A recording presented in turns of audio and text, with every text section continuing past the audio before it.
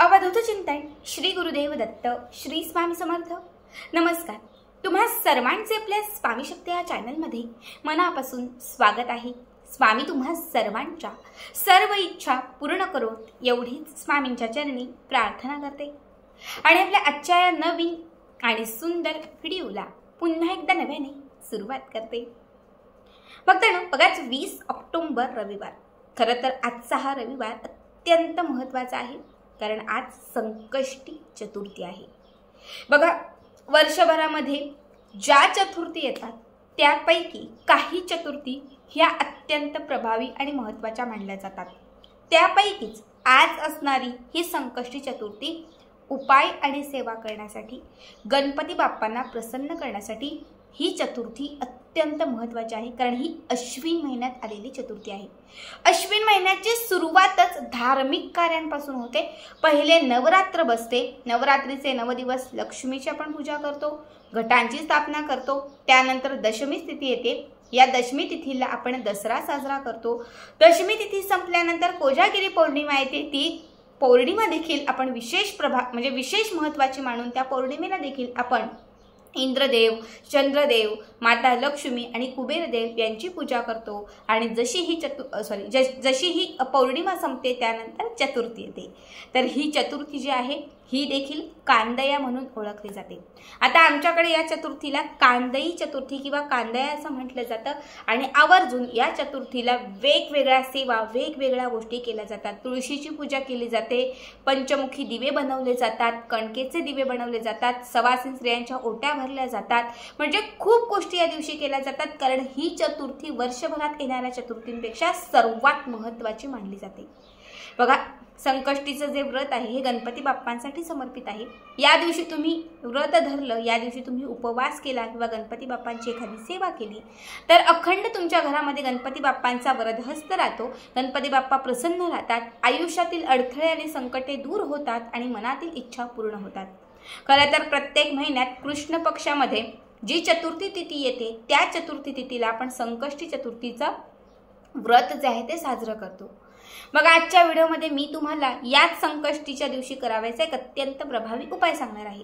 हा उपाय प्रत्येक महिलेने आपल्या घरासाठी, पतीसाठी किंवा आपल्या मुलांसाठी करायचा आहे। हिरव्या मुगाचा हा एक उपाय जर तुम्ही एक चतुर्थीला केला तर अगदी काहीच दिवसांत तुम्हाला याचा अनुभव येईल।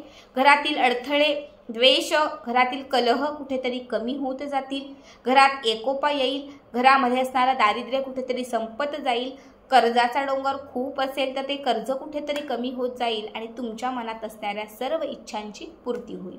हा उपाय तुम्ही आज दिवसभरात कधीही करू शकता।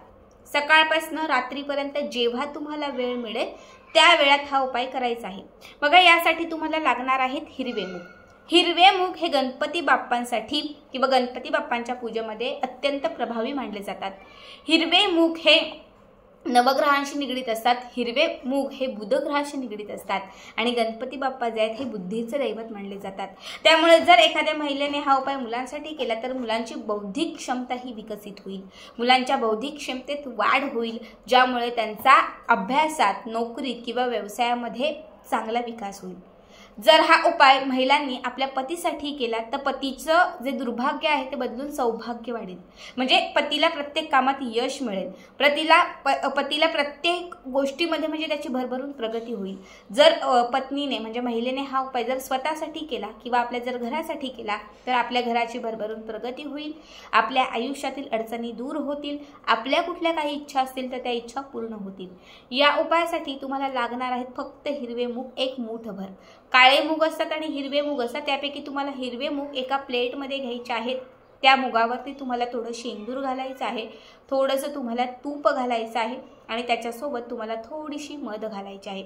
मध, तूप आणि शेंदूर हे सगळं हिरव्या मुगांमध्ये तुम्हाला घालून व्यवस्थित तुम्हाला ते चोळून घ्यायचं आहे। त्यानंतर काय करायचं तर आपल्या देवघरात गणपती बाप्पांची मूर्ती असेल तर त्या मूर्तीच्या समोर एक सुपारी ठेवायची, कारण सुपारी जी आहे ही देखील गणपती बाप्पांचं एक स्वरूप मानलं जातं। जेव्हा पूजेमध्ये बाप्पांची मूर्ती नसते किंवा बऱ्याच वेळा आपण गणपती बाप्पांची पूजाही करतो तरी तिथे एक समोर सुपारी ठेवून गणपती बाप्पाचं प्रतिबिंब म्हणून त्या सुपारीचीही पूजा आवर्जून केली जाते। म्हणून तुम्हाला एक सुपारी देवघरामध्ये गणपती बाप्पांच्या मूर्तीसमोर ठेवायची आहे। त्यानंतर आपण मुठभर घेतलेले हे जे मूग आहेत हे तुम्हाला एका अशा प्लेटमध्ये ठेवायचं आहे। यानंतर काय करायचं तर आपल्या या 3 बोटांमध्ये हे हिरवे मूग घ्यायचे। ज्यासाठी तुम्ही हा उपाय करताय ती इच्छा व्यक्त करायची, पतीसाठी, मुलांसाठी, घरासाठी जे काही असेल ती इच्छा व्यक्त करायची आणि त्याच्यानंतर गणपती बाप्पांचं अथर्व शीर्ष म्हणायचं। गणपती बाप्पांचं अथर्व शीर्ष म्हणायचं म्हणजे एक ओवी म्हणायची, 2 वेळा म्हणा आणि हे हिरवे मूग त्या सुपारीवरती अर्पण करायचे। जसं श्रीयंत्रावरती कुंकू अर्चन करतो सेम त्या पद्धतीने हे हिरव्या मुगांचं अर्चन हे तुम्हाला त्या सुपारीवरती करायचं आहे। थोडे थोडे हिरवे मूग त्या सुपारीवरती अर्पण करत राहायचे, गणपती बाप्पांचं अथर्वशीर्षम म्हणत राहायचं। 3 वेळा गणपती बाप्पांचं अथर्वशीर्षम पूर्ण होण्यासवर थोडे थोडे मूग तुम्हाला अर्पणच करत राहायचं आहे। 3 वेळा अथर्वशीर्षम म्हणून झालं, हे हिरवे मूग तिथे अर्पण करून झाले की त्याच्यानंतर तुम्हाला त्या सुपारीला धूप दीप ओवाळून घ्यायचा आहे आणि त्यानंतर हे हिरवे मूग एक 10-15 मिनिटांनी तिथून बाजूला काढायचे आहेत। सुपारी बाजूला काढा आणि त्याच्यासोबत घातलेले हे हिरवे मूग बाजूला काढा। आता हिरव्या रंगाचं एक कापड घ्यायचं, हिरव्या रंगाच्या कापडामध्ये हे हिरवे मूग घालायचे, त्या कापडाला गाठ मारायची, हिरवा धागा असेल तर तो धागा बांधू शकता आणि ही पोटली जी तयार होईल हिरव्या मुगांची ही पोटली मुलांवरून 7 वेळा उतरवून घ्यायची। मुलांना एका दिशेला बसायला सांगायचं, पतीसाठी हा उपाय केलाय पतीला बसायला सांगा, स्वतःसाठी केला असेल तर स्वतःवरून 7 वेळा ही हिरव्या मुगांची पोटली स्वतःवरून 7 वेळा किंवा मुलांवरून 7 वेळा ती उतरवून घ्यायची।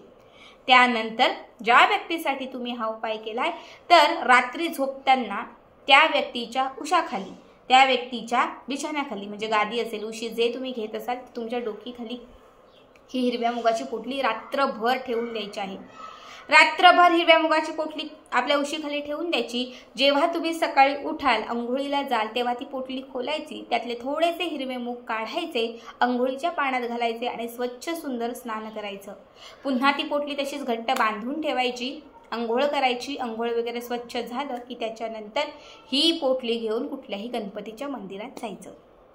बघा जर आज हा उपाय केला तर उद्याच्या दिवशी सोमवारच्या दिवशी सकाळी अंघोळ वगैरे झाली म्हणजे दिवसभरात तुम्ही कधीही जेव्हा तुम्हाला वेळ मिळेल तेव्हा गणपती बाप्पाच्या मंदिरात जायचं आणि तिथे जाऊन बाप्पांच्या समोर ही हिरव्या मुगाची पोटली ठेवून यायची।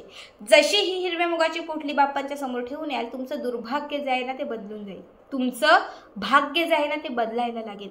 तुमच्या अडचणी, अडथळे, संकटे, विघ्न सगळं काही त्या पोटलीमध्ये एका रात्रीमध्ये सगळं त्या पोटलीमध्ये शोषलं जाईल, सगळी नकारात्मकता त्यामध्ये जाईल आणि जेव्हा तुम्ही बाप्पांच्या मंदिरामध्ये सोडून याल तेव्हा तुमच्यावरील सगळी विघ्न गणपती बाप्पा दूर करतील।